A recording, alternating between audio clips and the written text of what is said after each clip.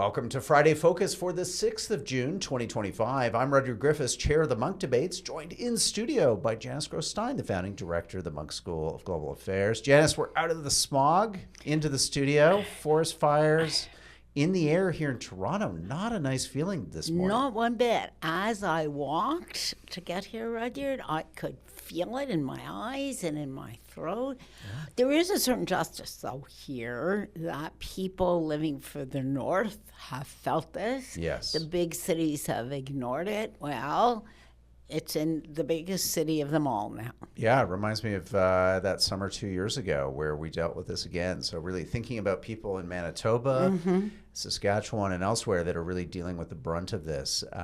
But we've got other issues to talk about this week. And before we do that, let's just thank a whole bunch of new curators and supporters. So huge list, I think no doubt partly because of last week's Munk debate. So I'm going to do the curators this week and like half of the supporters, Janice, because otherwise you and I will be here for the whole half hour thanking people. What a great problem to have. What a great problem to have. So the curators, I'm going to read out their names in full. A big thank you to Heather Reisman. Thank you, Heather. Patrick Dion. Patrick, a good friend. Nice to see you. Jillian Smith, thank you. And Linda Solomon. Greatly appreciated all of you joining as curators. And here I'll do a selection of these supporters. I promise to get to all of them over the course of the next few weeks, but let's just do a dozen or so now. Rafe S., James N., Nicholas B., Bienvenido S., Julian G., Siddharth S., Zachary W., Wendy B., Robert B., Michael G., Trey A., Keith T., and Lori O. We'll, again, lots of other supporters joining this week, and I will get to them, I promise, in the coming weeks on the show to thank them for their generosity. Isn't that wonderful? Just great. Yeah, the big live main stage debates are the mainstay of the Munk debates, and we're always reminded by that when we get an opportunity to gather at Roy Thompson Hall together. And thank you for coming last week. I really appreciate it. Listen, it would be wonderful if all our Munk supporters and donors could share that experience. Yeah, so they can. If you are watching this show right now and you are a Munk donor at $25 or more a year, a high-definition version of the Munk debate on Trump's America is available to you simply by logging onto the website using your membership information. Then just go to the debate page and you will see the debate in glorious video from gavel to gavel. And Janice, if you're not a member, for 50 cents a week, you can get the full-length editions of this podcast and, of course, all the main stage debates in beautiful HD as a live stream and on demand. What a deal. The best. You can't, I don't think you could get even a fifth of a cup of coffee. That's right. Let's jump into the week's news, though. We have to start with the blow up of the bromance of the last, last 8 months. That is Donald J. Trump and Elon Musk. This, Janice, you predicted was going to happen, but boy, has it happened with fireworks. What's your take on this, and what do you think it all means? It was an astounding show to watch. I had my computer on yesterday afternoon, and there would be a flash. Musk said that. And then I'd try to go back to work. And if you want to say, no. Trump tweeted this. And this public, I would have to say, slightly adolescent brawl just stretched itself over hours. But the content is serious as opposed to the theater that we were all exposed to. Let me just give you one example. Really stunning to see Donald Trump say, I will cancel all his contracts. Yes. Well, the government of the United States, headed by the president, does allegedly not make or break contracts based on somebody criticizing the president. But we're in a new world right now, Rudyard, and these are big contracts. We are talking about billion-dollar contracts for SpaceX. So it wasn't, I've never seen a performance like this, never. Yeah.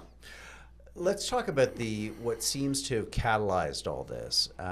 There were reports in the last week or so that unfortunately Elon Musk had been dealing with what seems like an ongoing addiction problem to a drug called ketamine. This was reported extensively in the Washington Post, and I think their lawyers would have taken a close look at that story before publishing it. And according to his associates, Elon Musk's behavior had become increasingly erratic over the last number of months. He has had children with multiple women. I always love it, Janice, how these billionaires find a way to take on, the most difficult and pressing tasks facing humanity. And for Elon Musk, this is clearly what he deems as a population crisis, and he has selflessly put himself forward to deal with this by having many children with many different women who he's now in various stages of litigation. You can't make this stuff up. No. But Janice, I guess what I'm wondering Can we about... stop for just 1 second over that story? Okay. Just for 1 second. Because it's not quite as selfless as it sounds. Oh, I'm being completely But here's what he sarcastic here, Janice. Here's what he it's says. ridiculous that one has to step into the breach as a billionaire male and procreate widely because, it's not about me. It's about saving humanity so it can go and settle Mars. It's about perpetuating the entrepreneurial gene. Yes. It's about more smart people having children and not just vacating the field to whom? To all those who are not smart. So if you actually pay attention to what Elon Musk has said, some of it is not very pretty. No, not very pretty, and frankly, not very respectful of women. If we want to be on, and that shows up in Twitter and other ways, but I won't go there. But what I'm getting at, Janice, is was this a real crisis over the budget? Elon Musk calling out Donald Trump at the beginning of this whole kind of tweet war that, saying truth to power, that this budget will add trillions to the U.S. debt. It will saddle the United States with permanently higher borrowing costs, and it will effectively, in Musk's view and the view of others, potentially lead America on the very path of decline that Donald Trump is supposedly there to stop? Or is this simply a man having a nervous breakdown in public? It's probably some combination of both, because the story about drug highs, and it'd be charitable for a minute, that famous picture of him doing a jig on stage with a chainsaw as he was about to destroy people's jobs and lives, you could imagine that was partly a drug high. I do think the issue of the size of that bill, the size of the spend, which had been building for 10 days, there are Republicans in Congress who would prefer this bill not pass. But they won't put their head up, as we know. Elon Musk, as you rightly said, Richard, has funded campaigns in Congress as well as the president. And I think for him, here he had come in to do DOGE, to make government more efficient, had failed abysmally, has paid a big business price for this, as well as personal price. There's now public opposition to him as a result of this, and then he turns around and sees a bill that dwarfs the $150 billion that he had been able to cut, and frankly, does put, U.S. spending and debt in a whole new category. So I think there is an issue here, but then let's just layer it on with all the other things we know about Elon Musk. Yeah. Let's talk, though, a slightly more serious aspect of this, which is that Elon Musk represented half of what emerged as a very powerful political coalition after the election. It was the seeming not simply détente or truce, but the uniting of an element of Silicon Valley, the so-called tech bros, with their billions upon billions of dollars with the MAGA movement. And that these two things coming together, the polarities of, on one hand, Steve Bannon and Peter Navarro on one side, the kind of pure long-term MAGA guys that went to jail for Donald Trump, and then on the other, Peter Thiel, Mark Andreessen, David Sachs, and Elon Musk as the tech billionaires who were willing to, on the basis of liberalization of technology, and particularly AI, a hands-off approach to AI. We're willing to support Trump to the hilt, to the tune of, in the case of Elon Musk, hundreds of millions of dollars that went into the Trump campaign and went into these different congressional races. If that is breaking up now, what does that mean for Donald Trump's presidency? I have some ideas, but I'd love to hear yours. Let me start with two, because there's so many consequences of this. This is a big political event in addition to everything else that it is. Let's start with the coalition, as you described it accurately, Rudyard. One big issue that divides these two groups, both of whom supported Donald Trump until now, is China. So Peter Navarro is the leading China hawk. That is not Elon Musk, right? He sells Teslas in China, and he was never very happy with decoupling and sanctions and very high tariffs. Well, I think this relationship is broken. I do not think they can repair it. And I think this sends us a strong signal that we are going to see an intensification of competition between China and the United States. They were the brake on it. That's gone now. And I think that element of the MAGA movement will be in charge. Yeah.